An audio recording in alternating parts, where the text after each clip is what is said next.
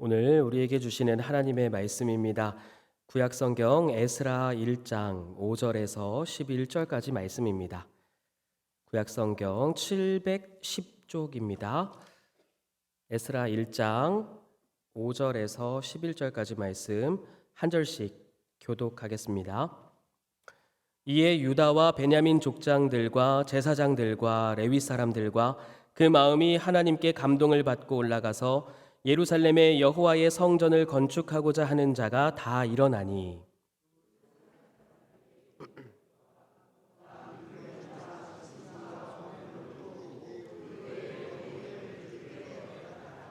고레스 왕이 또 여호와의 성전 그릇을 꺼내니 옛적에 느부갓네살이 예루살렘에서 옮겨다가 자기 신들의 신당에 두었던 것이라.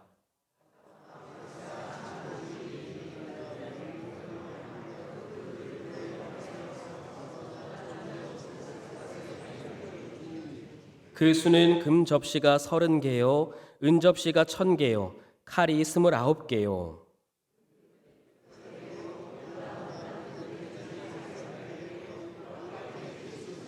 함께 있습니다. 금은 그릇이 모두 5,400개라. 사로잡힌 자를 바벨론에서 예루살렘으로 데리고 갈 때에 세스바살이 그 그릇들을 다 가지고 갔더라. 아멘. 에스라 말씀을 가지고 우리가 함께 큐티를 해 나가고 있고 또 새벽 기도 때도 그 본문으로 함께 읽고 있습니다. 에스라와 역대상하의 저자, 그 저자가 같은 사람일 것으로 보입니다. 역대하 36장에 있는 기록 22절과 23절에 있는 기록과 에스라 1장 1절에서 3절의 구조 그리고 언어 양식 그리고 문투가 너무나 똑같습니다. 에스라는 이스라엘의 3대 랍비일 정도로 정말 훌륭한 율법 교사였습니다. 사도 바울의 스승 이름을 혹시 기억하십니까? 사도 바울의 스승님 누구 밑에서 율법을 배웠다라고 했을 때 꼭 이렇게 질문하면 제 눈을 안 보세요. 가말리엘 아시죠? 가가멜 말고 가말리엘. 그 가말리엘이라고 하는 사람과 함께 더불어 또 힐렐이라고 하는 사람과 더불어서 3대 율법 학자 랍비예요. 굉장히 명예로운 자리인데 그 중에 한 명이 에스라였습니다. 이 에스라서의 중심 내용이 있다면 땅의 회복 그리고 사람의 회복, 예배의 회복과 같이 하나님의 백성들의 회복이 중심 내용을 이루고 있습니다. 에스라는 지금 출애굽 시대의 언어들, 그러니까 이스라엘이 이집트로부터 탈출할 때 그때를 떠올릴 수밖에 없는 그 단어들을 사용함으로써 그리고 이스라엘의 최전성기였던 솔로몬 성전의 어떤 그런 용어들을 사용함으로써 그 두 시대를 한꺼번에 떠올리게 만들고 있는 겁니다. 출애굽 시대 때 정말 이집트에 극심한 재앙이 내리는 가운데 하나님께서 초자연적인 역사를 통해 이스라엘 백성들을 건지셨던 그때 그리고 우리의 과거를 되돌아서 볼 때 우리의 가장 찬란하고 아름다운 그 전성기 그 전성기를 떠올리는 그 솔로몬 성전 화려하고 웅장했던 그 솔로몬 성전을 떠올리게 만들고 있는 것입니다. 오늘 본문에 보면 6절 말씀 보면 하반절에 예물을 기쁘게 드렸더라 이렇게 나옵니다. 예물을 기쁘게 드렸더라. 이 말은 이제 출애굽한 이스라엘 백성들이 광야에서 성막을 지을 때 그리고 또 다윗 이후에 솔로몬이 성전을 지을 때 백성들이 자기가 갖고 있는 모든 소유물들을 힘있게 냈거든요. 굉장히 자기가 정말 갖고 있는 모든 것을 다 해서 하나님의 성막과 성전을 지었습니다. 6절 중반절에 보면 금과 물품들과 짐승과 보물로 돕고 여기서 돕고라고 하는 말은 그냥 도왔다 이렇게 끝나는 말이 아니고 힘있게 도왔다라는 거예요. 힘있게 도왔다. 내가 할 수 있는 가장 강한 힘으로 도왔다라는 뜻이에요. 그 정도로 이 성막을 만들거나 성전을 짓는 일에 이스라엘 백성들이 하나된 마음으로 온 마음을 다해서 온 힘을 다해서 섬겼다 하는 이야기를 하고 있는 거예요. 그리고 또한 10절 말씀 보면 금 대접도 나오고 은 대접도 나오고 그릇들도 나오고 11절 말씀 보면 바벨론에서 예루살렘으로 데리고 갈 때에, 그러니까 우리 한국말로 읽으면 이게 무슨 말인지 잘 모르는데, 데리고 갔다 하는 말은 마치 모세가 이스라엘 백성들을 광야에서 이렇게 쭉 데리고 나가잖아요. 그때 사용됐던 언어거든요. 그러니까 모세가 이스라엘 백성들을 인도해 나가고, 그리고 홍해 바다를 가르시면서 하나님께서 이스라엘 백성들을 이끌어 나가실 때 그때를 떠올리게 만드는 단어인 것입니다. 지금 에스라가 이 이야기를 하고 있는 거예요. 근데 이 이야기, 출애굽할 때의 이야기와 솔로몬 성전을 떠올리게 하는 이 이야기를 지금 누구한테 하고 있습니까? 이 이야기를 듣는 사람들이 누구예요?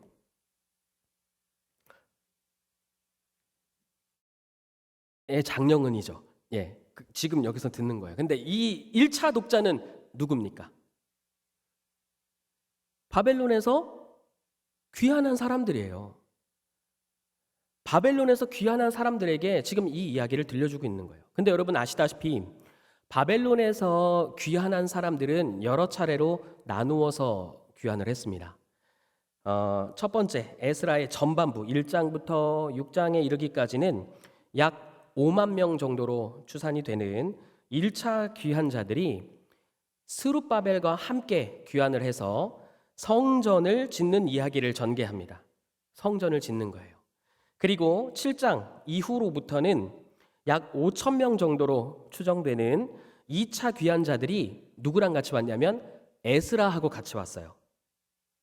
그리고 3차는 느헤미야, 우리가 잘 아는 느헤미야와 함께 복귀를 해서 성벽을 지었어요. 자, 그러면 이스라엘 백성들이 포로 생활을 70년 동안 하는 동안 이스라엘 땅은 그 자체로 쉰 거예요.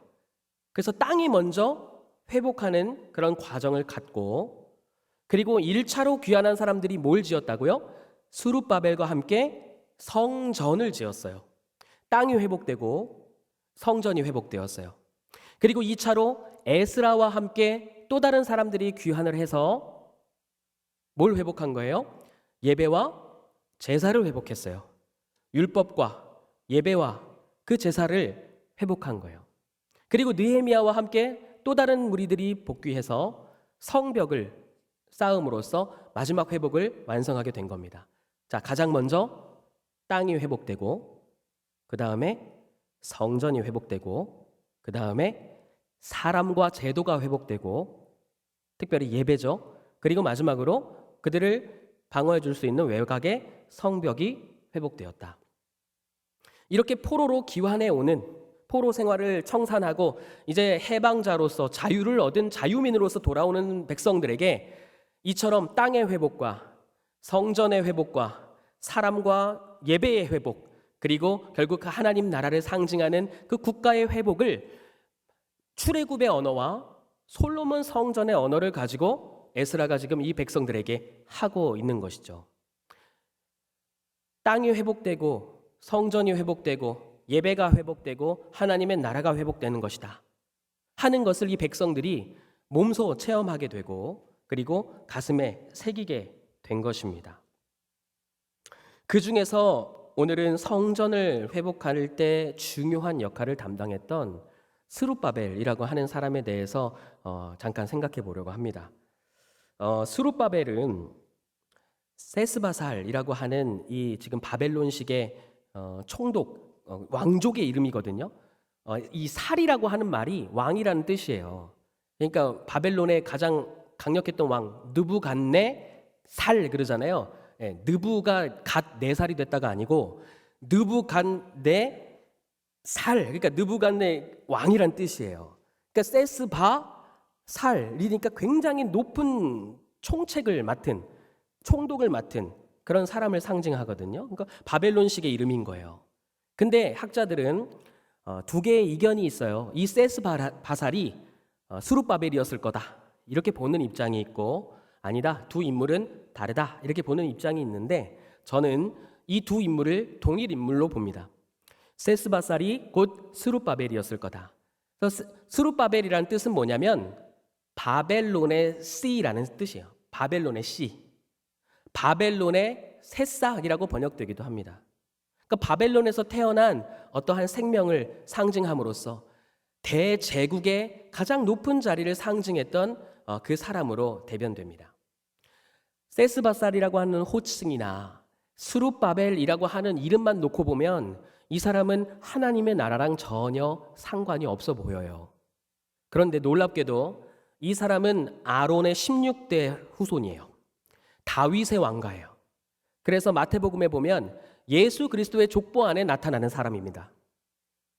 바벨론의 씨라고 하는 그 이름, 바벨론에서 난 새싹이라고 하는 이 이름과 그리스도 메시아의 후손, 그 메시아의 족보 안에 들어가는 사람이라고 하는 이 개념 자체가 지금 벌써 호환이 잘 안 되잖아요. 어울리지 않는 것 같잖아요. 제가 이 말씀을 읽다가 마치 이 어울리지 않는 것 같은 이 모습이 저의 모습과 많이 매칭이 되었어요.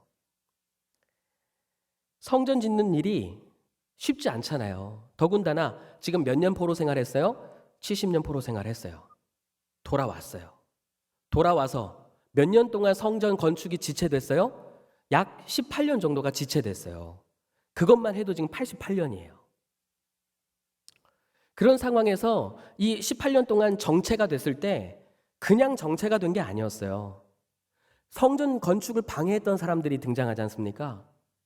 그 사람들이 어떻게 방해를 했냐면 경제력과 정치력과 자기들의 온갖 화려한 언변과 말, 그리고 정치적인 모든 법기술들을 다 써가지고 아주 적극적이고 최선을 다해서 성전 건축을 방해했어요.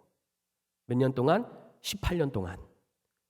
여러분, 한 사람이 나를 찍어놓고 18년 동안 쫓아다니면서 온갖 기술을 다해서 최선을 다해서 괴롭힌다고 생각해 보세요. 영진 청년을 제가 오늘부터 작정하고 앞으로 18년 동안 이제 영진 청년만 쫓아다니면서 영진 청년이 찬양하면 찬양 못한다고 댓글 달고, 말씀에 대해서 나눔을 하면 저거 다 헛소리라고 소문 퍼뜨리고,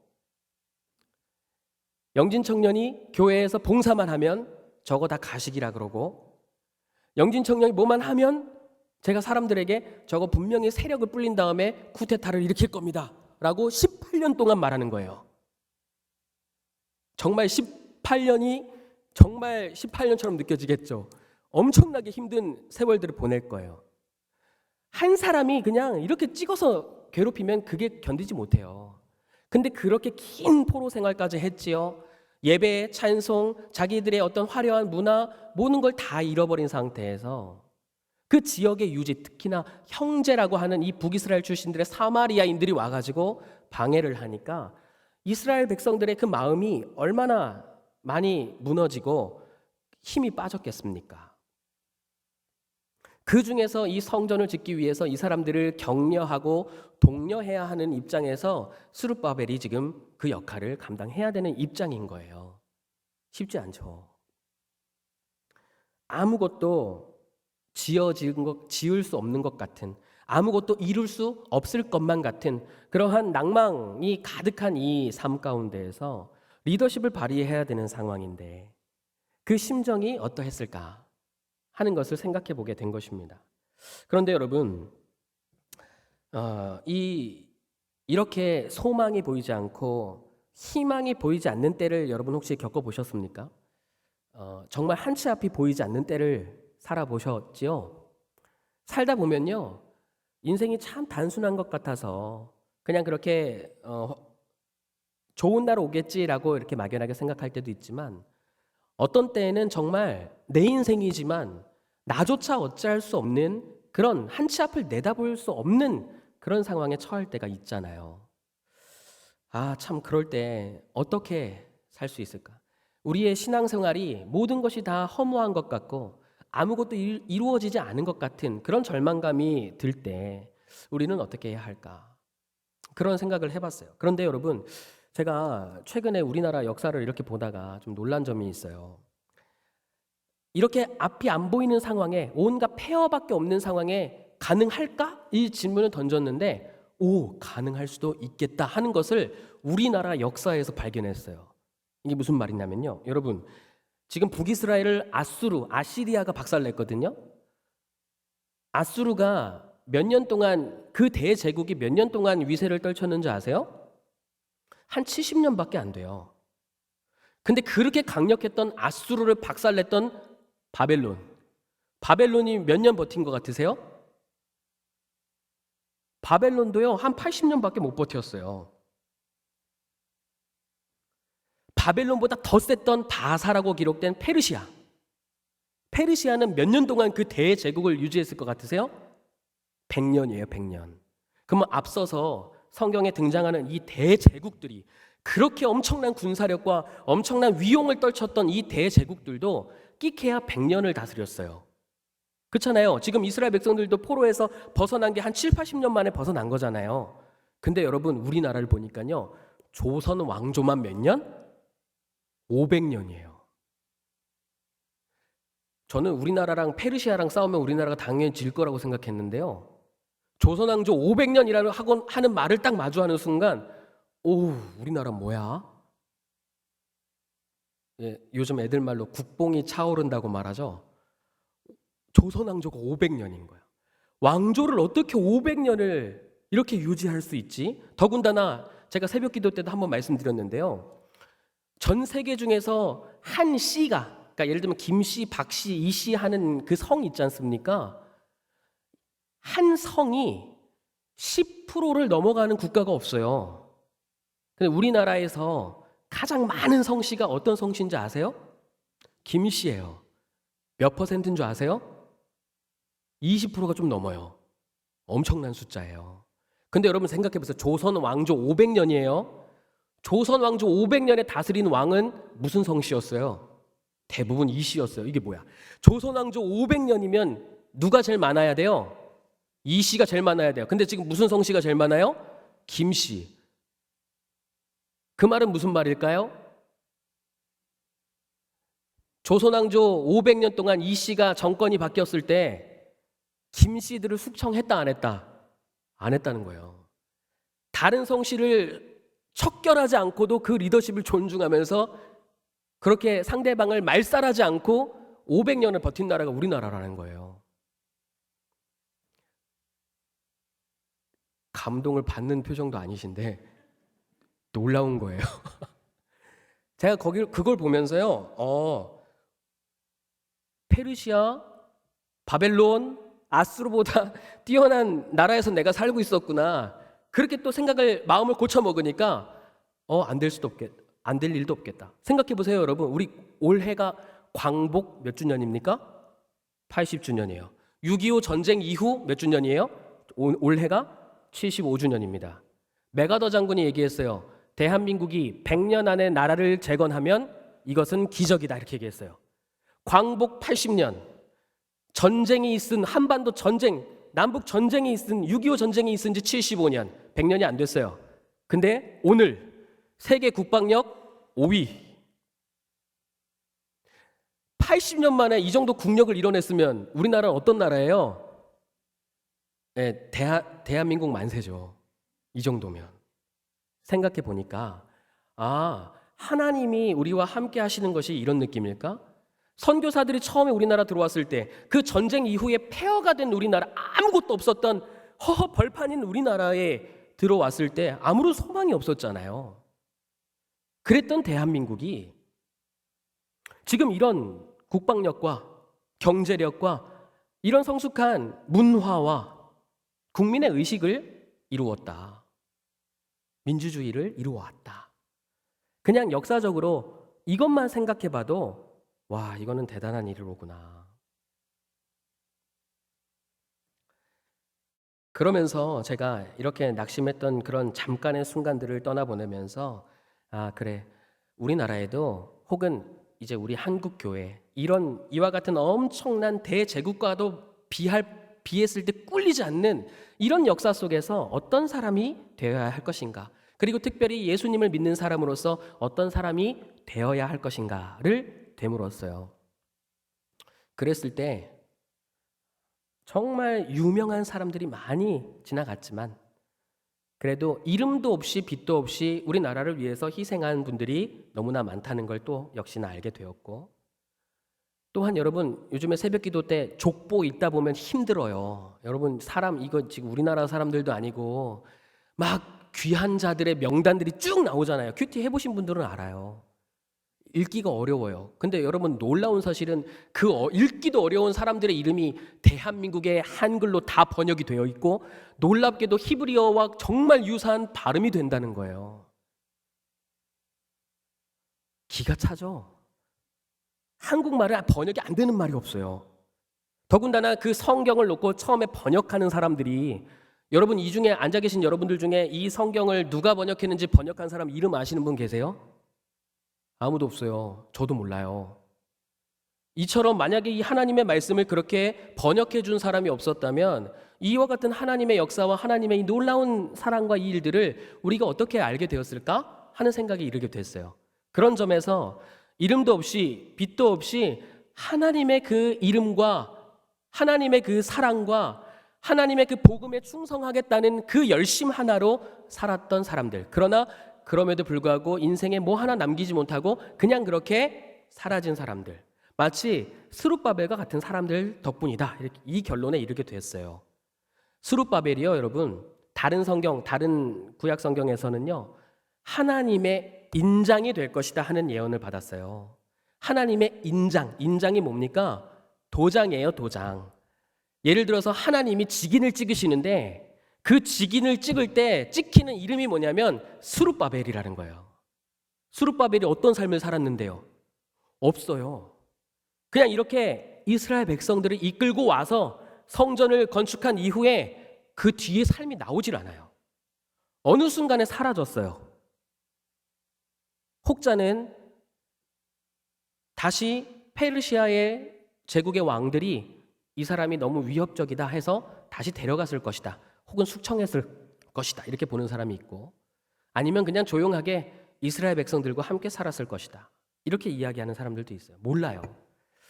근데 이처럼 이 스룹바벨이라는 사람의 삶을 한번 생각해 보니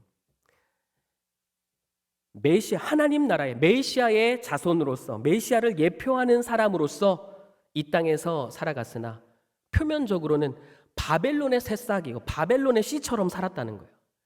어떻게 보면은 하나님의 나라라고는, 하나님의 뜻이라고는 찾을 수 없을 것 같았던 그의 이름과 그의 삶 가운데에서도 변함없이 한결같이 하나님의 뜻을 위해서 순종했다가 이름도 없이 빛도 없이 그저 사라진 사람. 어쩌면 이런 모습이 오늘 우리의 모습이 아닌가 싶은 거예요. 살다 보면 여러분 그렇게 고백하실 때 없으세요? 어떻게 이렇게 세상과 버탈 수밖에 없을까? 어떻게 이렇게 죄를 짓기가 쉬울까? 어떻게 이렇게 하나님의 뜻을 순종하기가 어려울까? 태생적으로 글러먹은 거예요. 이번 생에는 안 되는 거예요. 하나님의 뜻 거창하죠. 내 삶에 비할 바가 없는 거예요. 그냥 영락없이 차라리 내 이름을 바벨론이라고 하면 딱 맞겠어요. 근데 하나님은 우리들에게 어떤 이름을 붙이세요? 하나님의 거룩한 자들이라는 이름을 붙이시는 거예요. 하나님의 거룩한 자들. 세상과 버타여 살면서도 그럼에도 불구하고 하나님의 은혜로 살아갈 수밖에 없는 사람들. 그럼에도 불구하고 하나님의 이 긍휼과 자비와 사랑을 선포할 수밖에 없는 사람들.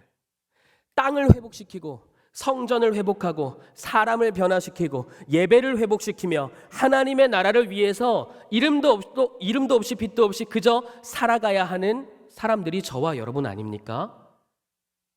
어쩌면 우리가 스룹바벨인 거예요. 바벨론의 씨. 근데 그냥 그 이름대로 거기서 끝나는 게 아니에요. 우리 하나님께서는 예수 그리스도를 통하여 우리를 양자 입양하신 거예요. 친양자 입양을 하신 거예요. 성령을 통해서. 표면적으로는 바벨론의 씨지만 우리는 어디에 쓰임 받습니까? 다윗의 후손이신 예수 그리스도를 예표하는 그 인생의 삶의 스룹바벨이 쓰인 것처럼 우리 또한 하나님의 영광을 드러내고 하나님의 그 위대한 이름을 드러내는 일에 쓰임 받는 것입니다. 그 일에 우리가 부름을 받은 것이죠. 여러분, 이 사실을 인정하시고 받아들이시고 믿으십니까?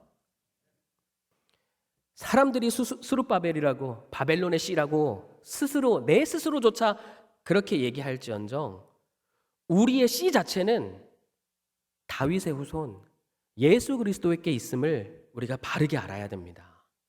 결국 우리의 모든 삶은 하나님의 도장이 되어야 하는 것이에요. 어디다 이름 하나 거는 게 아니고요. 그래서 저도 다짐했어요. 그렇지. 내가 그냥 쓰임 받을 때까지 최선을 다해서 쓰임 받고 이름도 없이 빛도 없이 사라지자. 그냥 그렇게 살아야겠다 하는 생각이 들었습니다. 그냥 아무것도 남지 않아도 그 사람이 지나간 곳에는 오직 예수 그리스도 하나님의 사랑만이 남는 삶, 그런 삶이면 참 좋겠다 하는 소망을 갖게 되었습니다. 여러분은 어떠십니까?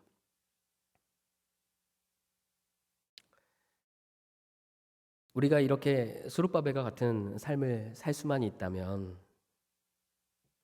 하나님께서 우리의 삶 가운데 비록 우리가 자랑할 수 있는 업적이 남지 않더라도 하나님의 사랑을 흔적으로 남겨두시지 않을까요? 그 하나님의 흔적이란 게 뭘까요?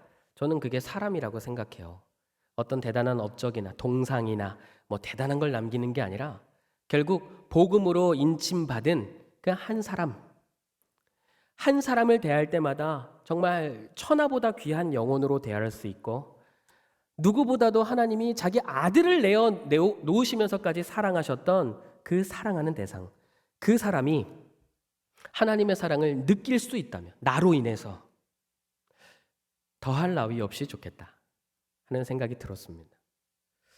그래서 여러분, 저도 그래서 그 잠시 동안의 어둠 가운데 있었지만 다시 일어서기로 결단했고 쓰러져가고 역사 속에서 살아갈지언정 하나님이 찍으시는 도장 같은 삶이 되어야겠다 이렇게 다짐했더랬습니다. 바라기는 이 결단에 여러분들도 함께 해주시면 좋겠습니다. 뭐가 더 필요할까요? 그냥 누구 하는 우리 성도님들의 이름을 딱 생각할 때 그분은 정말 하나님이 사랑하셨다. 그분 정말 하나님이 사랑하셨다. 바벨론의 씨와 같지만 겉모양은 비록 크게 다를 바가 없었지만 그러나 그 안에 하나님께서 하나님의 나라를 심어 놓으셨고 하나님의 사랑을 베풀어 주셨고 하나님의 그 긍휼과 자비와 그 복음의 비밀을 그 안에 이루어 주셨다 하는 것을 떠올릴 수 있으면 참 좋겠습니다. 이것이 저와 여러분에게 주시는 오늘 지금 우리에게 주시는 하나님의 말씀입니다. 위대한 대한민국에서 사는 것처럼 그보다 더 위대한 하나님 나라의 씨앗이 여러분 속에 있습니다. 좋은 밭이 되자. 아니에요. 여러분은 이미 좋은 밭입니다. 소금이 되자. 소금은 맛을 잃으면 끝이에요. 소금이 좋은 맛을 되찾을 수 없어요. 여러분은 이미 맛을 내는 소금입니다. 빛이 되자. 스스로 빛을 어떻게 내겠습니까, 우리가? 이미 하나님께서 여러분을 빛으로 부르신 줄 믿습니다. 그러니까 어떠한 절망이 있고 낙심이 있더라도 그냥 사십시오. 그저 하나님 앞에 엎어지고 하나님 앞에서 울고 하나님 앞에서 일어서며 하나님 앞에서 찬양하고 감사하는 삶. 그냥 나는 하나님 없으면 안 돼요를 처절하게 고백할 수밖에 없는 삶, 그와 같은 삶을 살 때 우리 주님 끝까지 우리를 구원에 이르게 하실 줄 믿습니다. 스룹바벨과 같은 삶이지만 주님이 우리 안에 계십니다. 우리 같이 기도하면 좋겠습니다. 같이 기도하실 때 하나님, 정말 내세울 것 없고 바벨론의 씨 같은 삶이지만 그럼에도 불구하고 우리 안에 숨겨놓으신 그리스도의 구원 그리고 하나님 나라의 그 영광이 우리의 삶을 통해서 나타나게 하옵소서. 우리로 하여금 거룩한 땅을 회복하시고 우리로 하여금 성전을 회복하시고 우리 예배당을 회복하시고 우리로 하여금 사람과 문화와 제도와 법과 예배가 회복되게 하시고 우리로 하여금 하나님의 나라가 이루어지게 하여 주시옵소서. 부족하지만 연약하지만 우리의 삶을 주께서 받아주시고 사용하여 주시옵소서. 마치 이 백성들이 금과 물품들과 짐승과 보물로 도왔던 것처럼 우리도 우리의 삶을 주님 앞에 기쁘게 드리게 하여 주시옵소서. 그 그릇들을 가지고 나온 이스라엘 백성들, 결국 보잘것없는 작은 성전을 지었지만 우리는 너무나 아름다운 하나님 나라를 세우게 하여 주시옵소서. 우리 함께 통성으로 기도하겠습니다. 아버지 하나님, 이 시간 우리 마음 가운데 하나님의 가능성을 보여주시고 하나님의 소망을 비추어 주시고 예수 그리스도로 인한 우리 가운데에 새 힘과 용기를 부어주시니 감사합니다. 아무리 위대한 왕조라 하더라도, 아무리 뛰어난 역사라 하더라도 하나님 나라엔 비할 바가 없습니다. 그 가운데에서도 하나님의 나라를 이루시는 아버지의 열심이 오늘 우리 가운데 이루어질 수 있기를 소원합니다. 하나님, 만군에서 만군으로, 하나님 나라에서 하나님 나라로, 결국 우리가 어디에서부터 왔으며 어디로 돌아가는지를 바르게 깨닫는 삶이기를 소원합니다. 우리의 인생길이 바벨론을 걷는 것과 같지만 그럼에도 불구하고 우리가 하나님 나라를 향해 걸으며 이 땅 가운데에서 주님의 몸된 교회를 세우고 하나님의 나라를 회복할 수 있는 그와 같은 은혜가 있음을 기억하면서 오늘도 하루를 살아냅니다. 살아내는 우리의 모든 심령들 가운데 탄식을 주님 들어주시고 그 가운데 피곤하고 연약한 손과 무릎을 일으켜 세워주시옵소서. 사랑하시는 아버지 하나님, 수룹바벨처럼 우리는 바벨론의 시와 같은 모습으로 살아갑니다. 이 세상 문화를 좋아하고 돈을 쫓아가며 이 세상의 명예와 문화를, 그리고 명예와 그리고 유익을 너무나 원하는 자들처럼 살아갑니다. 그런데 우리 마음속에도 소망이 있습니다. 하나님 나라가 이루어지기를, 우리 교회에 하나님 나라가 이루어지고 우리 가정에 하나님 나라가 이루어지고 우리 직장과 사업장에 하나님 나라가 이루어지고 무엇보다 우리 자녀손들 가운데 하나님의 나라가 이루어지는 것, 그것을 소망하면서 이름도 없이 빛도 없이 그저 하루하루를 살아냅니다. 그러나 그렇게 살아내는 삶이 영광 없는 삶이 아님을 기억하게 하시고 하나님의 인장되는, 하나님의 도장되는 그런 삶이 될 수 있기를 소원합니다. 많은 것 바라지 않고 욕심내지 않겠습니다. 그저 하나님의 나라를 향해서 걷는 순례자로서 이 땅에서 맡겨주신 삶을 신실하고 거룩하게 살아가는 우리 모두가 되게 하여 주시옵소서. 창조를 도왔던 만군처럼, 천군과 천사처럼 보이지 않는 자리에서 하나님과 함께하는 자들이기를 소원합니다. 자녀들을 가르치고 양육하는 자리에서도 하나님을 경외하게 하시고 또한 성도들 앞에서 관계를 맺을 때에도 우리가 하나님을 의지하게 하셔서 무엇을 먹든지 무엇을 마시든지 하나님의 영광을 위하여 행하는 우리 모든 성도들 될 수 있도록 하나님 역사하여 주시옵소서. 예수 그리스도의 이름으로 기도합니다. 아멘.